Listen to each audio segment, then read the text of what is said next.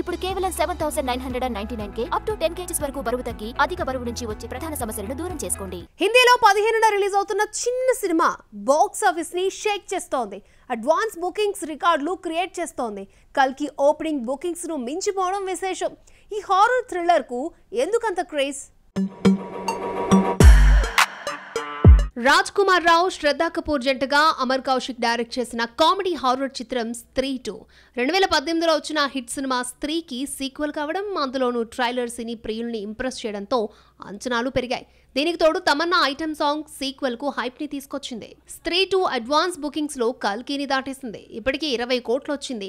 ఇదే ఊపుతో కొత్త రికార్డులు క్రియేట్ చేసినా చేయొచ్చు. చిన్న సినిమాకు భారీ ఓపెనింగ్స్ ఈ మధ్య కాలంలో చూడలేదు.